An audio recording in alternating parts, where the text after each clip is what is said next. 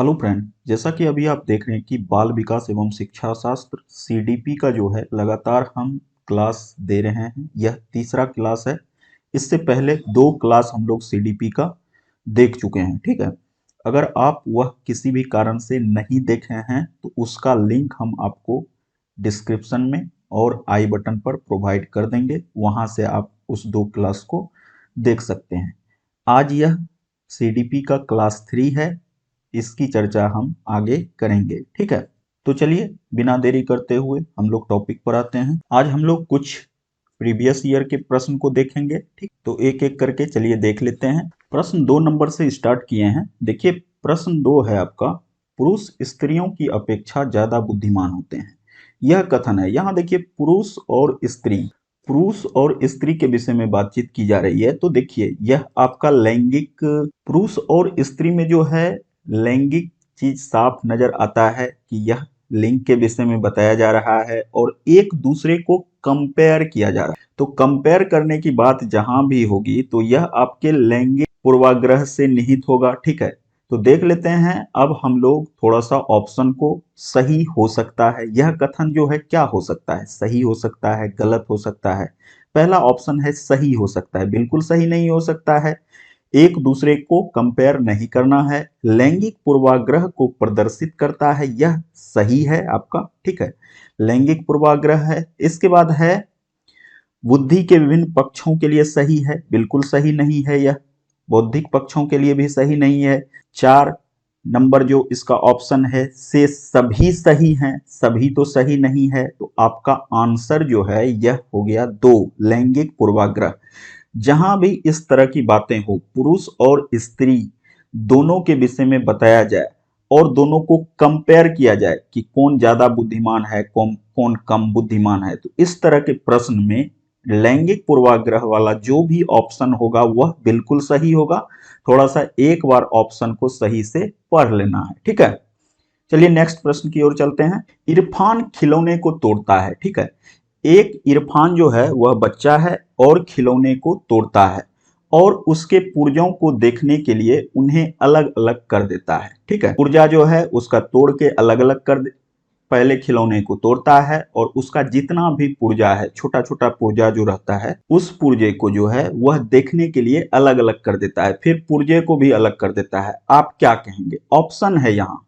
इस तरह की जो बात हो रही है, इरफान जो कर रहे हैं, इरफान जो बच्चा है, लड़का है, वो जो कर रहा है उसको आप क्या कहेंगे? ठीक है, इस तरह की जो उसकी गतिविधि है, इस तरह का जो उसका व्यवहार है, उसको आप क्या कहेंगे? ऑप्शन देखिए, उस पर हमेशा नजर रखेंगे। देखिए, किसी भी बच्चे पर हर हमेशा नजर रखना पॉसिबल नहीं है, तो यह आपका ऑप्शन सही नहीं है। उसके जिज्ञासु स्वभाव को प्रोत्साहित करेंगे और उसकी ऊर्जा को सही दिशा में संचरित करेंगे।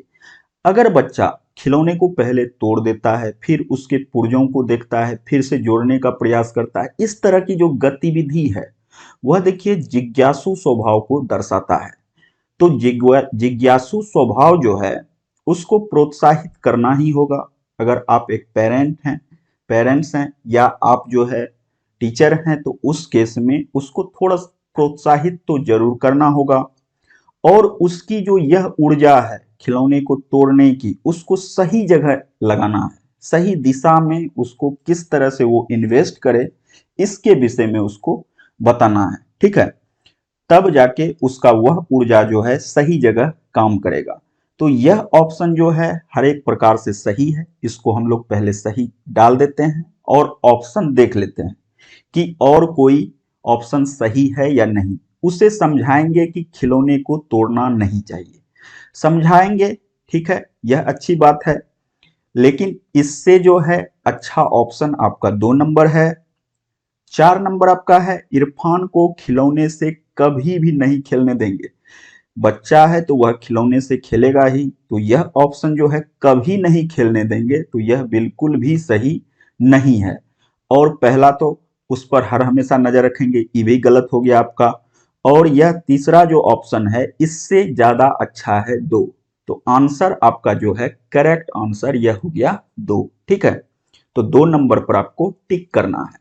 इस तरह से आपको थोड़ा सा प्रश्न को अच्छे से पढ़ना है, फिर ऑप्शन को देख लेना है और कुछ केस में डायरेक्ट भी अगर आप ऑप्शन को देखेंगे तो वहां से भी आपको सही जानकारी मिल सकती है। ठीक है, तो वह भी हम आगे ज्यों ज्यों क्लास आगे बढ़ेगा तो उसमें डिस्कस करेंगे, उसमें कुछ आपको टेक्निक भी बताएंगे ताकि आपका सीडीपी अच्छे से कवर हो जाए। ठीक है, चलिए बढ़ते हैं नेक्स्ट प्रश्न की ओर।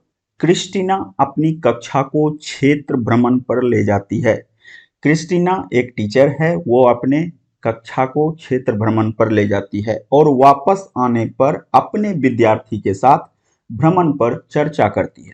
वह जहां स्टूडेंट को ले गई है उसके विषय में अपने विद्यार्थी से उस पर चर्चा करती है। यह किस ओर संकेत करता है? उसका जो यह चर्चा है, विद्यार्थियों के साथ यह चर्चा है क्षेत्र भ्रमण का, वह किस ओर संकेत करता है? ऑप्शन देख लेना है पहले। ठीक है, ऑप्शन देखिए। सीखने के लिए आकलन पहला ऑप्शन है आपका। सीखने के लिए आकलन, यह सही है आपका ऑप्शन, यह सही है। आकलन के लिए सीखना नहीं, आकलन के लिए नहीं सीखना, सीखने के लिए आकलन करना है, तो यह आपका गलत हो गया। आकलन का सीखना यह नहीं होगा, आकलन का सीखना नहीं है, सीखने का आकलन है, सीखने का आकलन। ठीक है, सीखने का आकलन जो है, सीखने के लिए आकलन, इसमें और इसमें अब देखना है। तो यहां सीखने के लिए जो है यह पूरा सेटिस्फाई करता है। ठीक है, सीखने का से जो है इससे बढ़िया ऑप्शन आपका एक नंबर है, सीखने के लिए। ठीक है, सीखने के लिए जो प्रेरित किया जाता है, यहां प्रेरणा का स्वभाव है, प्रेरणा को बताता है, दर्शाता है, इसलिए जो है यह पॉजिटिव थिंक में इससे अच्छा ऑप्शन है। ठीक है, तो आपका एक नंबर जो है सही ऑप्शन यहां है। नेक्स्ट प्रश्न की ओर हम लोग चलते हैं। प्रत्येक शिक्षार्थी स्वयं में विशिष्ट है, इसका अर्थ है, देखिए हर एक शिक्षार्थी के पास, हर एक विद्यार्थी के पास एक स्पेशल कैरेक्टर होता है, उसका एक स्पेशल गुण होता है। ठीक है, वह स्वयं में उस गुण के कारण विशिष्ट है। इसका क्या अर्थ है? चार ऑप्शन दिया गया है, इसमें से सही ऑप्शन को चूज करना है। ठीक है, शिक्षार्थी में ना तो कोई समान विशेषताएं होती है और ना ही उनके लक्ष्य समान होते हैं। ठीक है, शिक्षार्थी में ना तो कोई समान विशेषताएं होती है, बहुत सारे शिक्षार्थी हैं उसमें समान विशेषताएं नहीं होती हैं और ना ही उसके लक्ष्य भी समान होते हैं। सही कह रहा है। सभी शिक्षार्थी के लिए एक समान पाठ्यचर्या संभव नहीं है। देखिए, जब कक्षा में स्टूडेंट रहेंगे, विद्यार्थी रहेंगे, शिक्षार्थी रहेंगे, तो उनके लिए जितने भी कक्षा में मौजूद हैं, वो अगर कक्षा 5 के स्टूडेंट हैं तो उनको जो है सभी को एक समान पाठ्यचर्या के तहत ही पढ़ाया जाएगा। ठीक है, एक विषम रूपी कक्षा में शिक्षार्थियों की क्षमता को विकसित करना असंभव है। देखिए, यह जो है विषम रूपी कक्षाओं में शिक्षार्थियों की क्षमताओं को विकसित करना असंभव है।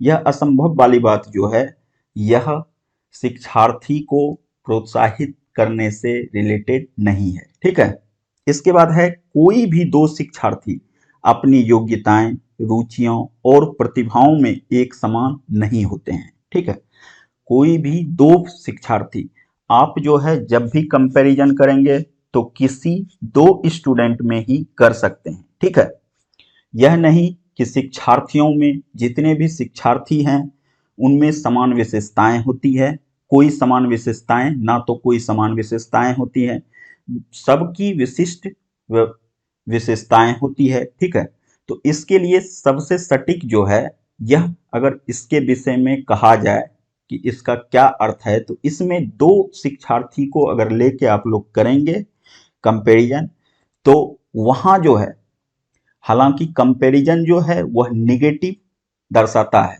लेकिन यहां जो है ऑप्शन के हिसाब से आ रहा है कि कोई भी दो शिक्षार्थी अपनी योग्यताएं, रुचियों और प्रतिभाओं में एक समान नहीं होते हैं। बिल्कुल सही बात है।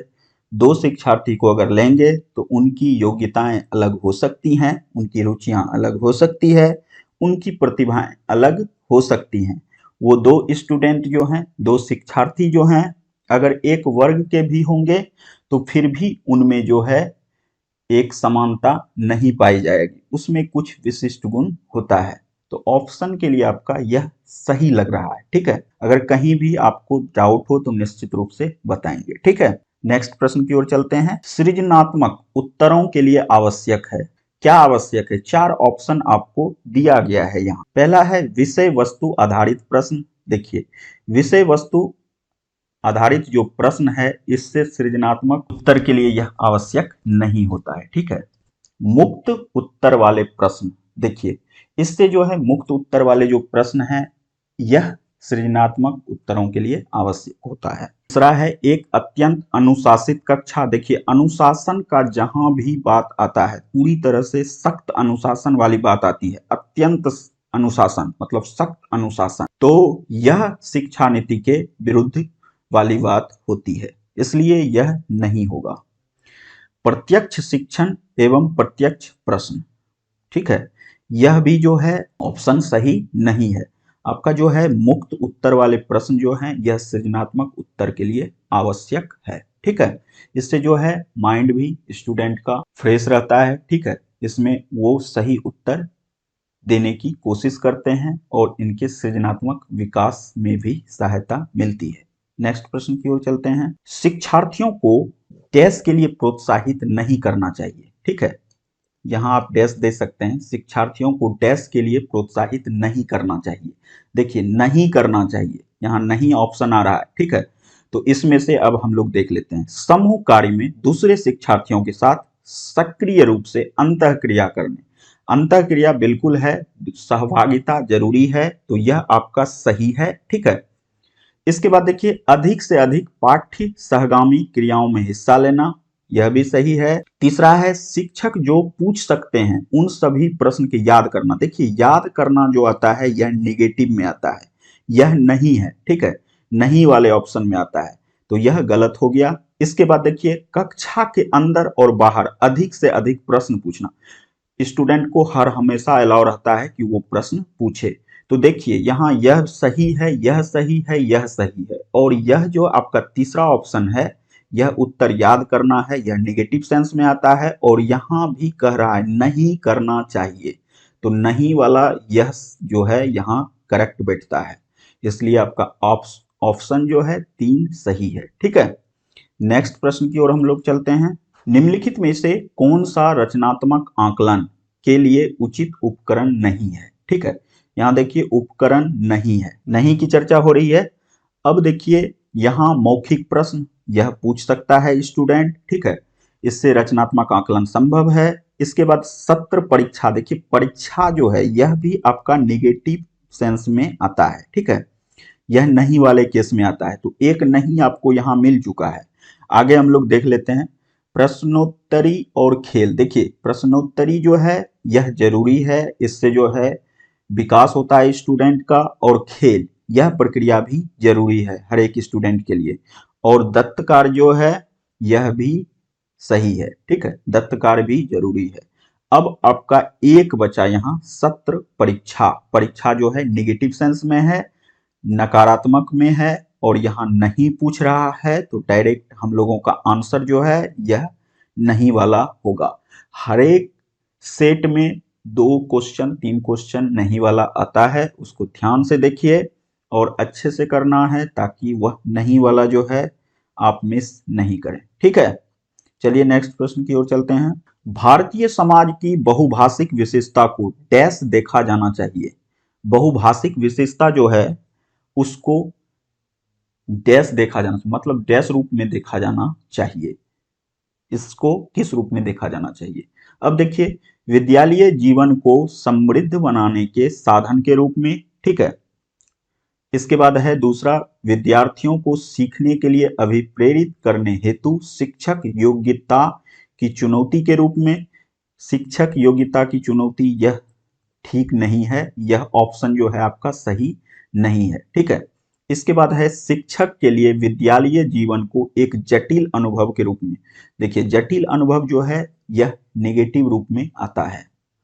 ठीक है, एक कारक के रूप में, तो यह आपका नहीं हो सकता है। शिक्षण अधिगम प्रक्रिया में बाधा के रूप में, देखिए यहां भी यह बाधा जो है नेगेटिव के रूप में आ रहा है, तो 3 आपका यहां नेगेटिव आ चुका है ऑलरेडी, तो आपका ए जो है यह पॉजिटिव होगा, आपका यही आंसर हो जाएगा। ठीक है, तो कभी कभी आपको अगर टाइम नहीं बचे तो फाइनली जो है आंसर से ही आपको जो भी ऑप्शन दिया हुआ है इसी से आपको सही ऑप्शन मिल जाएगा। ठीक है, और आप उत्तर दे सकते हैं। यहाँ पॉजिटिव नेगेटिव वाला सेंस जो है यह बहुत बड़ा ही इफेक्ट करता है हर एक चैप्टर को, हर एक मतलब कि टॉपिक को। सीडीपी का जो भी आपका टॉपिक आएगा, जैसे कि मैथ में भी सीडीपी दिया हुआ रहेगा, इसके बाद सीडीपी का अलग से 30 क्वेश्चन रहेगा, इसके बाद हिंदी में सीडीपी रहेगा, इंग्लिश में रहेगा, तो सब जगह आपको यह हेल्प करेगा।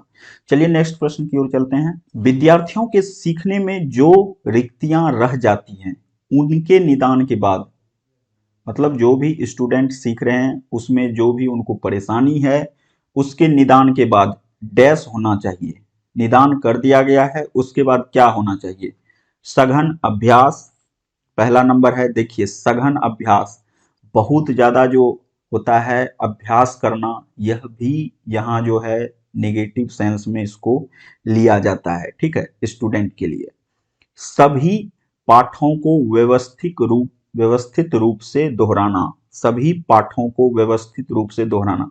देखिए प्रश्न को या आंसर को बार बार दोहराना जो है यह आपके मतलब कि सीडीपी के लिए जो है, जहां भी इस तरह की बातें आए दोहराना, तो वह जो है नेगेटिव सेंस में काम करता है। इसके बाद है शिक्षार्थियों और अभिभावकों को उपलब्धि के विषय में बताना। देखिए शिक्षार्थी और अभिभावक को उसके उपलब्धि बताने से कोई खास फायदा नहीं होगा। ठीक है, इसके बाद है समुचित उपचारात्मक कार्य।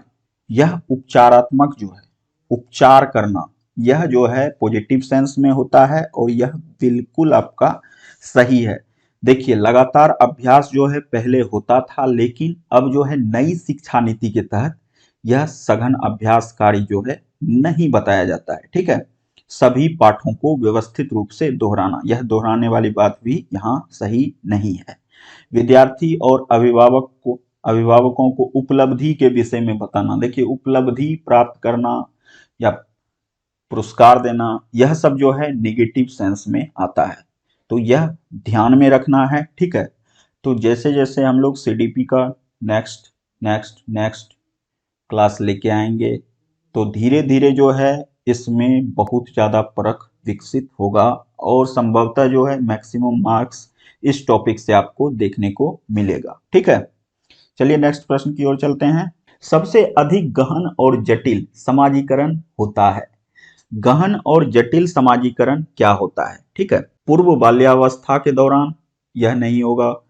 पूर्व बाल्यावस्था के दौरान, बाल्यावस्था से पहले की अवस्था जो है उसमें शिशु का गहन और जटिल समाजीकरण का कोई संभावना नहीं है। प्रौढ़ावस्था के दौरान यह भी संभव नहीं है। जब व्यक्ति प्रौढ़ हो जाएगा तो उस समय गहन और जटिल समाजीकरण की बात नहीं होती है। व्यक्ति के पूरे जीवन में यह भी संभव नहीं है। ठीक है, देखिए किशोरावस्था जो है यह एक ऐसा अवस्था है जहां की सबसे अधिक गहन और जटिल समाजीकरण होता है, क्योंकि इस अवस्था में जो है शिक्षार्थी को अनेक सामाजिक व मनोवैज्ञानिक परिवर्तन होते हैं और उनको देखने को मिलता है, उनके अंदर देखने को मिलता है। तो इसलिए यह ऑप्शन जो है किशोरावस्था वाला, किशोरावस्था के दौरान, यह बिल्कुल ही सही है, क्योंकि इसी अवस्था के दौरान जो है अनेक सामाजिक व मनोवैज्ञानिक परिवर्तन उसमें देखा जाता है, जिनमें यौन परिपक्वता एवं चिंतन योग्यता भी शामिल है। ठीक है, तो यह दोनों चीज जो है मुख्य रूप से होता है और यह किशोरावस्था के दौरान ही होता है, इसलिए जो है यह सबसे अधिक गहन और जटिल समाजीकरण है। ठीक है, नेक्स्ट प्रश्न की ओर चलते हैं। अनुवांशिकता को डैश सामाजिक संरचना माना जाता है। अनुवांशिकता को कैसी सामाजिक संरचना माना जाता है? गौण, गत्यात्मक, स्थिर या प्राथमिक? देखिए यहाँ जो है सबसे सटीक आंसर जो है आपका यह स्थिर है। ठीक है, अनुवांशिकता जो होती है वह स्थिर सामाजिक संरचना मानी जाती है। सामाजिक संरचना व्यक्ति का एक व्यवस्थित रूप है जिसमें उसके सामाजिक संबंध संस्थात्मक मूल्यों से नियंत्रित होते हैं, वह भूमिका अदा करने हेतु एक दूसरे से जुड़े रह। तो इसमें से सबसे अधिक सटीक जो है यह स्थिर है, स्थिर संरचना माना जाता है। ठीक है, यह गौण भी संरचना नहीं है, गत्यात्मक नहीं है, प्राथमिक नहीं है। तो यह आपका 3 नंबर ऑप्शन जो है यह बिल्कुल सही है। ठीक है, तो आज के लिए इतना ही, मिलते हैं नेक्स्ट टॉपिक के साथ। ठीक है, तो लगातार अभी जो है हम सप्ताह में 2 से 3 वीडियो इसके अंतर्गत लाते रहेंगे सीडीपी का। इसके बाद धीरे धीरे और बढ़ाने का प्रयास करते हैं। ठीक है, चलिए मिलते हैं नेक्स्ट वीडियो में। ठीक है, सीडीपी का एक और टॉपिक लेकर। तब तक अपना ख्याल रखिए, खुश रहिए।